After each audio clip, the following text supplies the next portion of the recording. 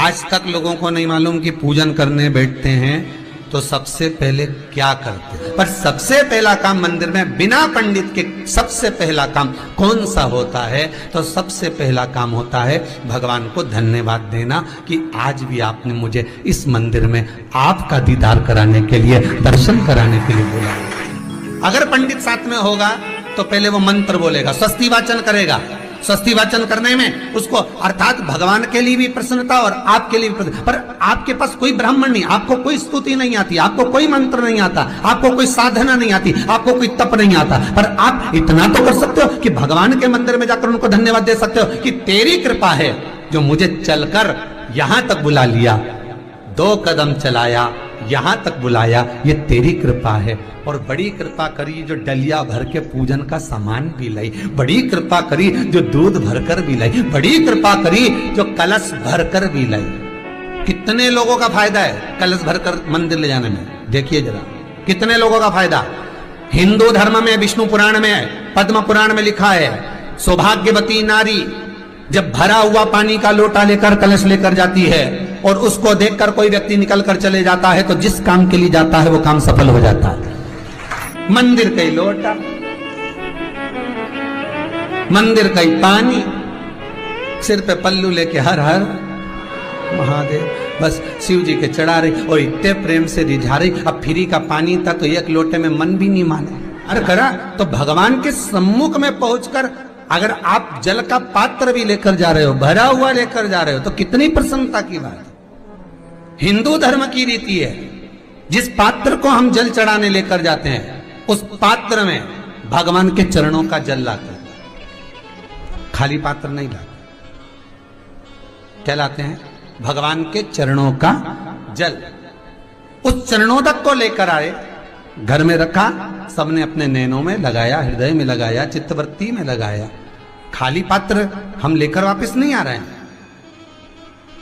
शिव मंदिर में जब जब जाओ, जल चढ़ाने के लिए जाओ, पात्र तुमने शंकर जी को पूरा पानी चढ़ा भी दिया तो शंकर के चरणारविंद का थोड़ा सा जल पात्र में डाल के भले 2 बूंद लाओ, 4 बूंद लाओ, इतना सा लाओ, पर लाओ और उसको पूरे परिवार के नेत्रों में जब लेकर आए हो चरणोदक तो लगाओ। पर खाली पात्र नहीं लेकर आना। खाली पात्र लाने में ध्यान दीजिए, जब आप पूरा जल समर्पित कर देते हैं, जल समर्पित भी पूरा करना है, भगवान को चढ़ा रहे हो तो पूरा समर्पण होना चाहिए, पूर्ण समर्पण। इसलिए शंकर भगवान को अधूरा समर्पण नहीं, इसलिए श्रीफल भी पूर्ण चढ़ता है। शंकर जी के मंदिर में श्रीफल नहीं फूटता, पूर्ण श्रीफल। बेलपत्री भी पूरी, चावल का दाना भी चढ़ेगा तो आखा, फल भी चढ़ेगा तो आखा, फूल भी चढ़ेगा तो आखा।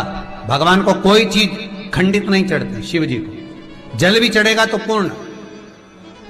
जिस जल को चढ़ाने के लिए लेकर गए उसको बचा कर नहीं लाना है शिव मंदिर में से, संपूर्ण भाग। क्योंकि भगवान के चरण की रज जब हमारे घर में प्रवेश करेगी तो हमारा आत्म कल्याण तो स्वतः ही हो जाएगा। शिव करुणा कर ही देंगे। पर कई लोगों की आदत रहती है, और आपने भी गलती करी होगी, गए होगे, चढ़ाकर भी आए होगे, पूरा पानी भी उंडेल कर आए होगे, चढ़ा भी दिया, छोड़ भी आए, पर लेकर नहीं आए होगे। कई लोग गलती कर जाते हैं और फिर बाद में कहते हैं हम तो इतने साल से पूजन कर रहे हैं, भगवान हमारी सुन ही नहीं दिया। तो भगवान के मैं तो तैयार बैठा, पर तू नवा के चली जाए, लेके तो कहीं जाए। तो भगवान थोड़ी ना कहेगा कि तू मेरे पास में आए तो मेरे चरण की रज लेकर जा। भगवान थोड़ी ना कहेगा कि मेरे पास में आकर तू ये लेकर जा।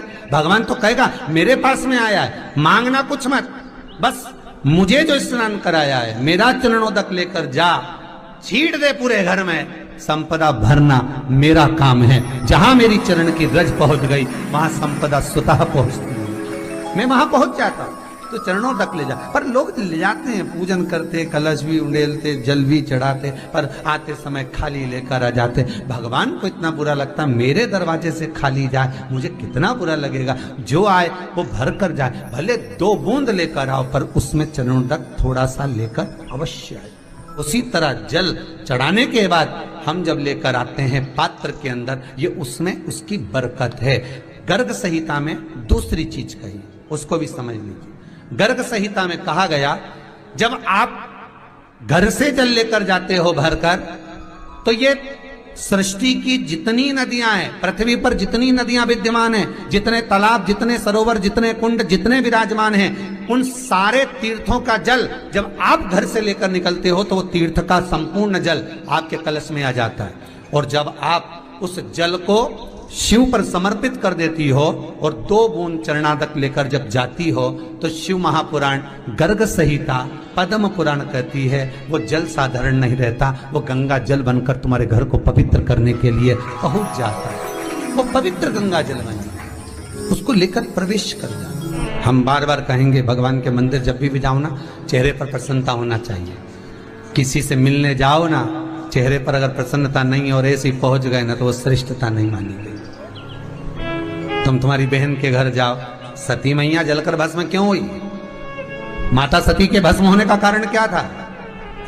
सती को पिता पर जितना क्रोध आया उससे ज्यादा क्रोध सती माता को अपनी बहनों पर आया कि मेरी इतनी बहन, ये 60 की 60 बहन मेरे सामने खड़ी रही और मैं आई तो प्रेम से मुस्कुराई तक नहीं।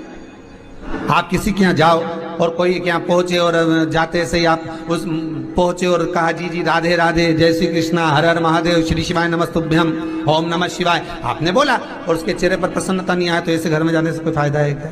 और आप किसी के यहाँ जा रहे हो तो आपके चेहरे पर भी प्रसन्नता होना चाहिए, सामने वाले को तो हो, आपके भी चेहरे पर भी। मंदिर में जब जब जाएं, गुरु के दरवाजे पर जब जब जाएं, परमात्मा के चरणारविंद में जब जब जाएं, माता पिता के चरणों में जब जाएं, घर के बुजुर्गों के पास जब जाएं तो तुम्हारे चेहरे पर प्रसन्नता होना चाहिए। भगवान को भी लगे दुख भले है इसको पर चेहरे पर प्रसन्नता है, इसको अब दुख नहीं देना क्योंकि इतना मुस्कुराकर ये मेरे मंदिर में आती है।